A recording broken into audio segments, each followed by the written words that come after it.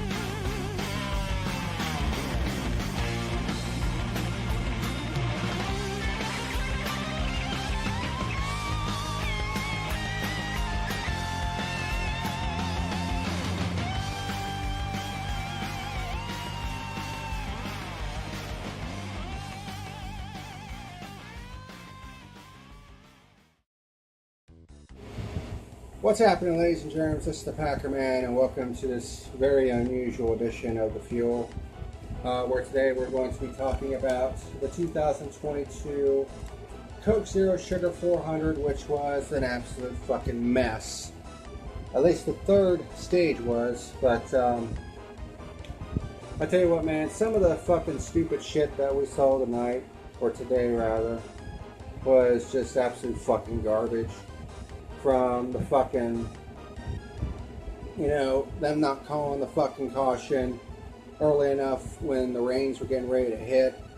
And then you had the bullshit at the end of the race with Austin Dillon basically nearly wrecking Austin Cindric at fucking 200 mile an hour just to win the damn race. And then, of course, there's the fucking fact that Martin Truex Jr., who's fourth in points, is not going to be racing for the championship. Tell me how that makes any fucking sense whatsoever.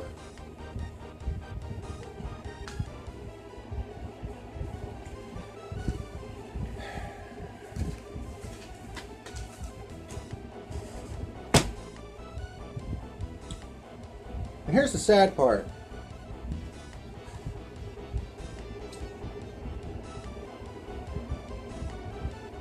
The first half of this race was actually pretty damn good. I mean, the first stage was just kind of, I guess drivers feeling things out a little bit. But stage 2 was, chef's kiss. And I'm thinking, man, this is a pretty damn good race so far. After stage 2, this is kind of like, somewhere in the neighborhood of, a high 8, low 9 race.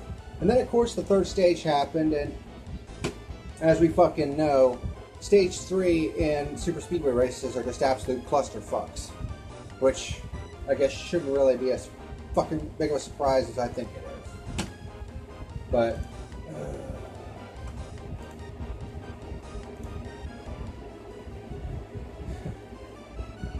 yeah, this is gonna be kind of weird because even though this is being streamed live, The footage that you're seeing right now is actually pre-recorded, but I can make it so that it actually plays on the fucking live stream. So, yeah. This is pretty fucking irritating to say the least. Because these fucking cats don't know, they can't fucking stay out of nothing. Just can't leave any fucking thing alone. You know, and I already ordered a webcam. Thankfully, they're not that fucking expensive. The one I got was like $10 and it'll be here in a couple of days. So, at least there's that. But that really gets my fucking nerves. But there are actually people in this fucking fan base that are not only defending what Austin Dillon did, saying, well, you gotta do what you gotta do, but they're also defending this fucking piece of shit, goddamn, godforsaken fucking format. Like, well, these teams knew at the beginning of the season what kind of format they were gonna have. There's no fucking excuse!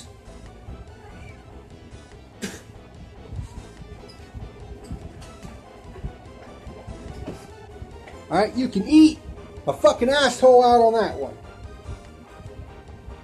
This format can eat a giant bag full of fucking dicks. You know, I don't know how many times I have to fucking say this. Playoff formats do not belong in auto racing. And today was a perfect example of that. We had a case where we had a massive wreck near the end of this race, and then the race got red flagged, you know, in a playoff cutoff race, basically, to make it into the fucking playoff. I mean, is this the way we need to be determining who competes for the championship and who doesn't? Cat. Come on, move out of the way. I mean, what if this fucking shit were to happen at Phoenix? Is this bullshit how we're going to crown a champion this year? I mean, seriously, come on. Get the fuck out of the way. I mean, seriously, this is some stupid-ass fucking bullshit. And this just is another example of why I will never support this fucking format. Especially one that was made by a fucking drug addict motherfucker. Camo, can you please go lay down?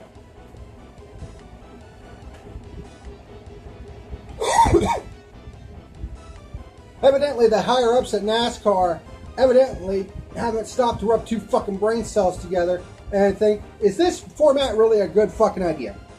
Camo. Go.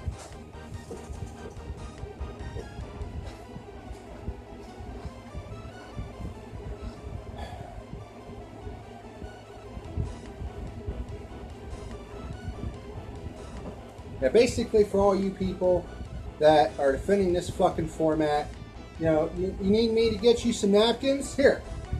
I got a better idea. You know, you want some fucking toilet paper? Because you're going to need it to wipe that fucking dribble off your chin from getting down on your fucking hands and knees and sucking NASCAR's cock and balls.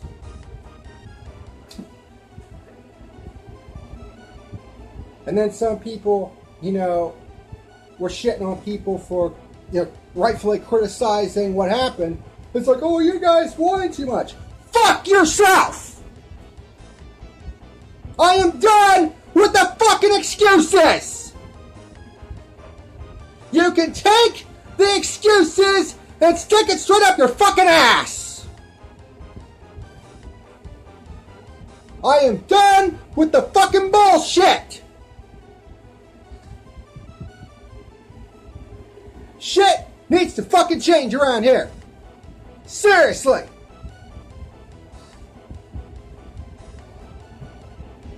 And by the way, what a waste of a fucking playoff spot. You know, Martin Truex Jr., 4th in the fucking points, but because Austin Dillon basically fucking locked into a fucking win at Daytona, he gets to compete for a championship and Truex doesn't? Are you fucking kidding me? And you're honestly gonna fucking tell me that's somehow fair? What a waste of a fucking playoff spot. Austin Dillon's not going to make it out of the first fucking round if his season has anything to go by. I mean, what the fuck has he done this season other than his win at Daytona today? Seriously.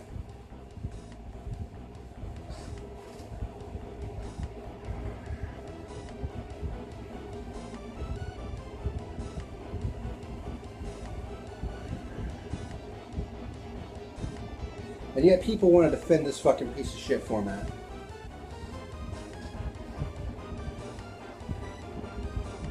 NASCAR is a fucking joke. It really is.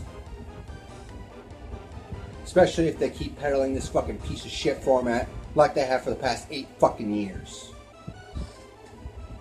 What a bunch of fucking nonsense. But anyway, let's go ahead and get to the news of the week and get this shit fucking over with.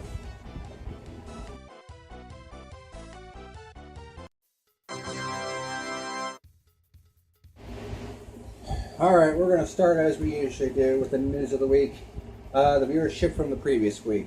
So, Watkins Glen pulled in 2.563 million viewers on the USA Network.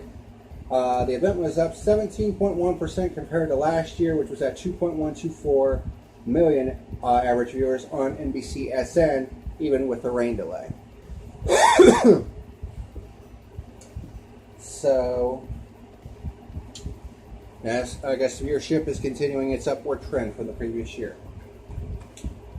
Next up, Joey Logano has re-signed a long-term deal with Penske, which shouldn't be any surprise. I mean, he's won like, what, 2-3 times this year, and he's up there in points, so this one was pretty fucking obvious, so let's move on.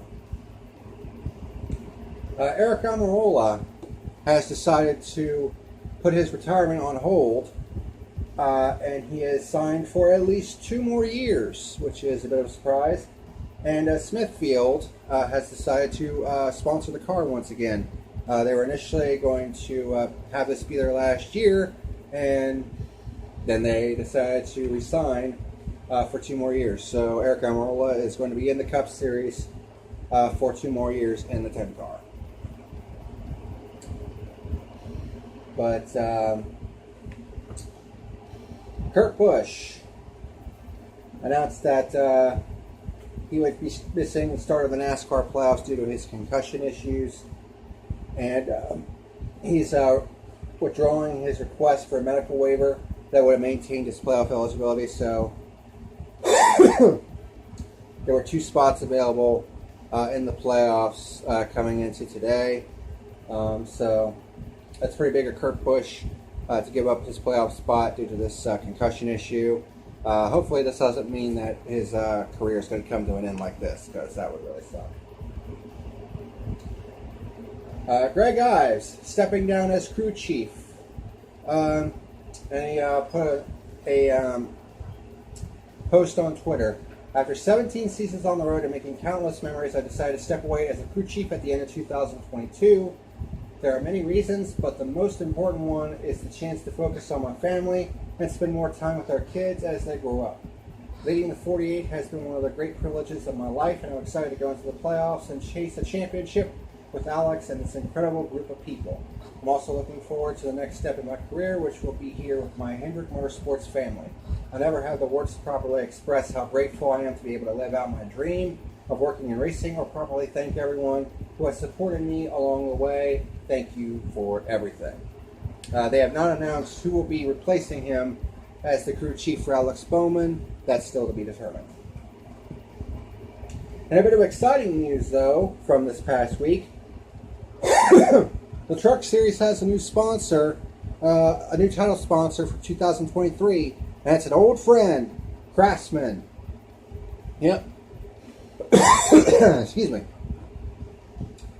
The Craftsman Truck Series is returning. It was sponsored by Craftsman from 1996, its inception, to 2008, when Camping World took over.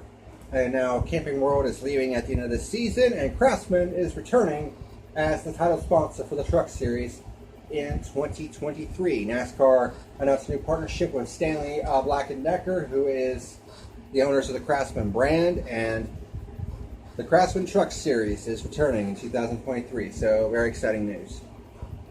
And then finally, one more bit of silly season news. Daniel Suarez is signing a one-year extension to stay with Trackhouse Racing, which, when you consider the fact that he won at Sonoma earlier this year and made it into the playoffs, pretty obvious there. But that's what is going on with the news of the week. Now let's get into the race review itself.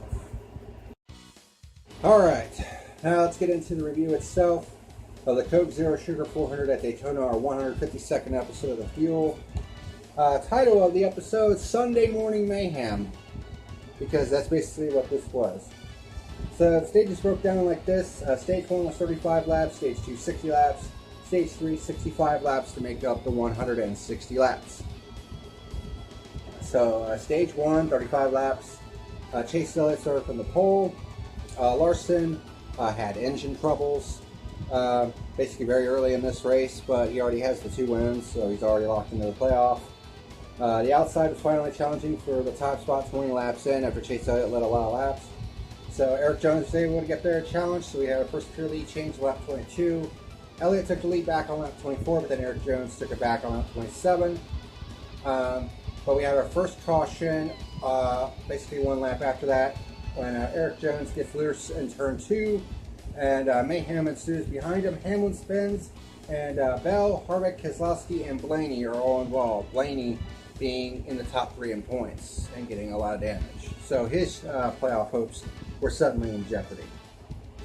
Elliott leads on the restart for a 1-lap shootout to the end of Stage 1. Logano gets the lead in turn 2 and hangs on to win stage number 1. So not much to talk about here.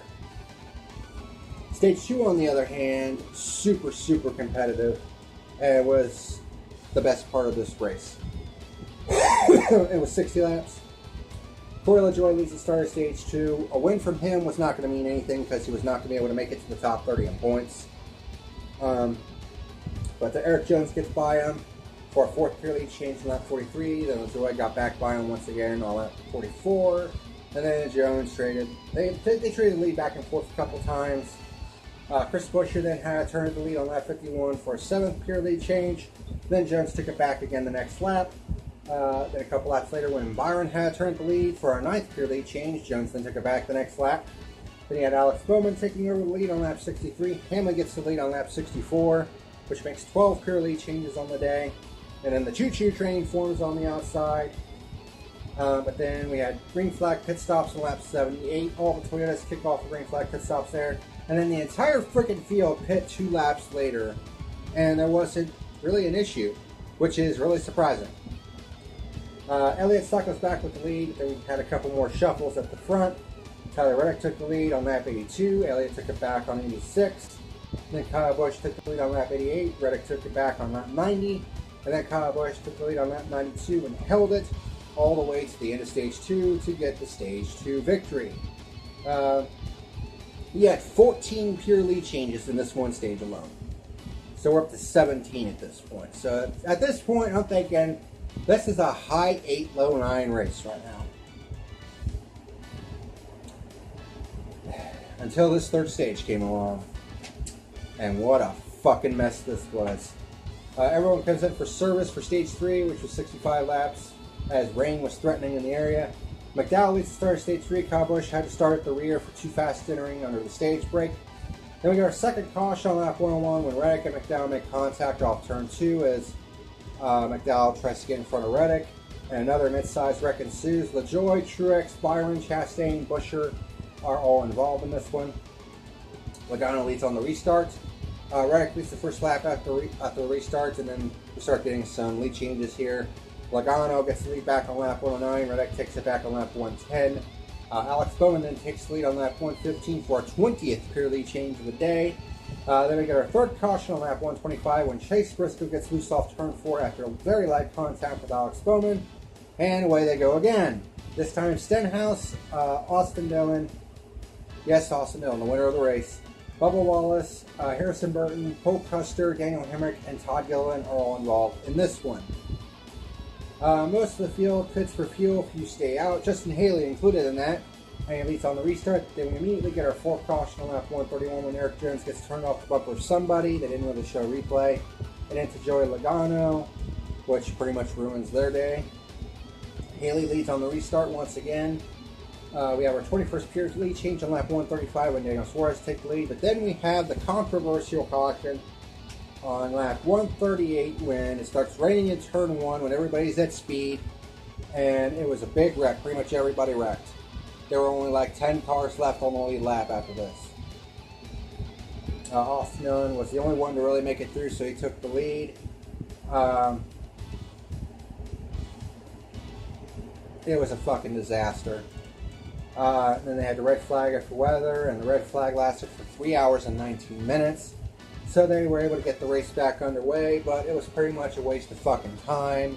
Because with so few cars that were left undamaged, I mean, it was just not fun to watch. It reminded me of the Busch Clash from 2020. You know, and how much of a fucking, joke that was. Austin leads on the restart with 16 laps to go. Truex pushes Cindric out to the lead. Then they started getting spread out because you had cars without damage and cars with damage that were, in 2 packs with the cars without damage just pulling away. Noah Gragson was starting to come towards the front in the 62 car. And then Dillon, with, I think, 4 laps to go, gets into the back of Cindric going into turn 1, damn near wrecks him. Nearly causes yet another pile up and takes the lead. And wouldn't you know it, his teammate Tyler Reddick manages to get up to second. And that was pretty much all she wrote. We knew at that point nobody was going to get back by Dillon. So he ends up winning the race anyway. This is the second time that he's wrecked someone, damn near wrecked someone, for the win at Daytona. He did it in 2018 in the Daytona 500, and he does it here again. And don't give me this fucking shit of, well, he did what he had to do. No, fuck that. You don't do that fucking bullshit at a super speedway like Daytona. I mean, we already saw, Kurt Busch get a concussion, from a crash at Pocono, just from simply backing into the wall. Cat, get out of the way. I mean, what the fuck do you think a crash at fucking, Daytona's gonna do if they hit hard? So don't even give me that fucking shit. What a waste of a fucking playoff spot. Alright, so here are the stats and awards for the Coke Zero 400. Stages broke down 35, 60, and 65, which is to be expected. There were 39 overall lead changes in this race, so good amount of lead changes. 22 of those were pure lead changes. We had 5 cautions, almost all of them happening in Stage 3. We had 7,903 green flag passes, which comes out to an average of 60.8 per green flag lap, so pretty good. Lap leader award goes to Chase Elliott, once again, who led 31 of the race's 160 laps. Star of the race. I cannot believe I'm going to be giving this guy star of the race because I have shit on this guy so much over the past couple of years, but he got his first career top 10 today, I believe. Cody Ware. Yeah. Cody Ware gets the star of the race because he was actually running third on the white flag lap with a shot to win. He ended up 6th, but, I mean, to his credit, he stayed out of trouble. Not getting any of the wrecks. Had pretty much a clean car for the whole race and came home with a top 10 finish. Like, what else do you want me to say? He did a damn good job today. So, he gets the star of the race for Daytona. Reject of the race, Stage 3. Just all of it. I mean, this race was going so good, and then Stage 3 came around, and it became a big old pile of fucking dog shit. One of the biggest disappointments of the entire season was that third fucking stage.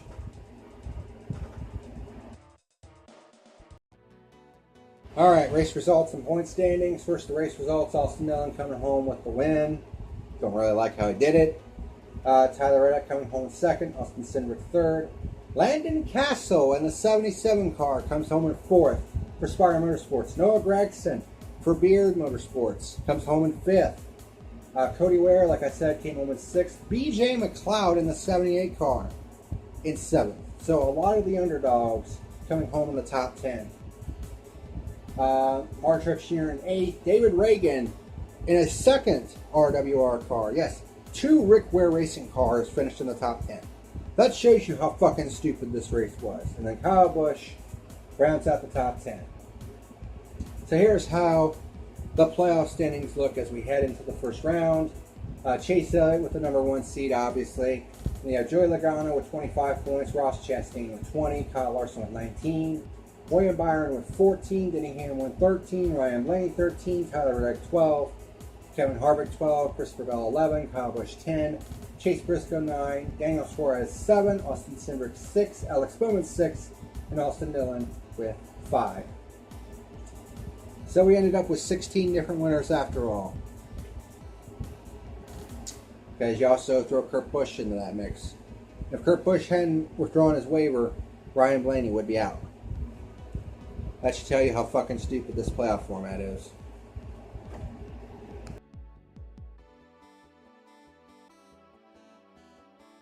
Alright, so F1 standings.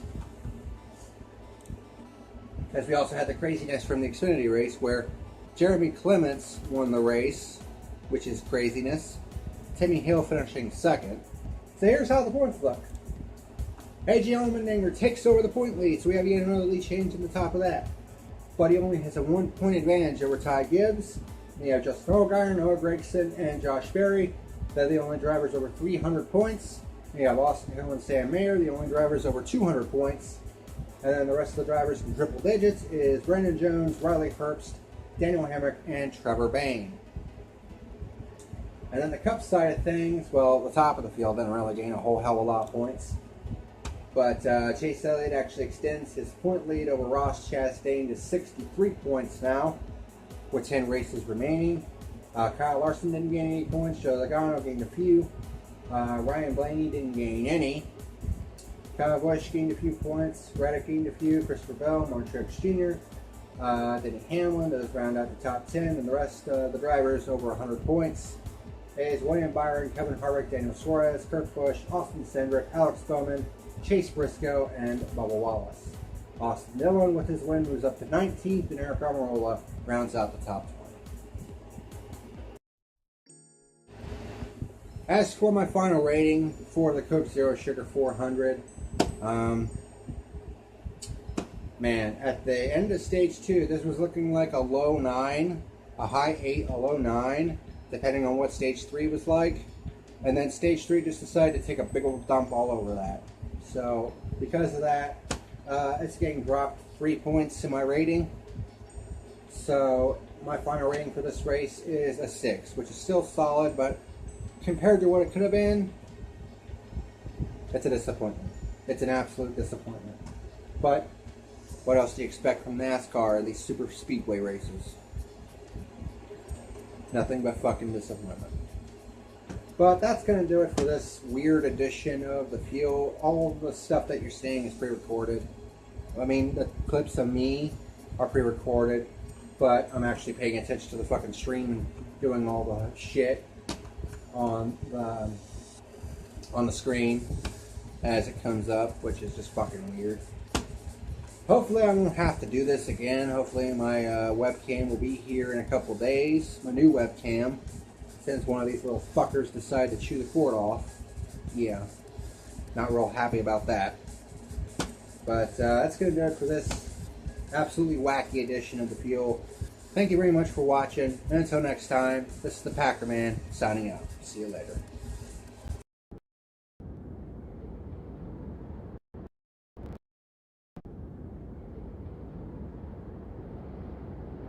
Thank you for watching tonight's video. Be sure to like and subscribe, you jackweeds.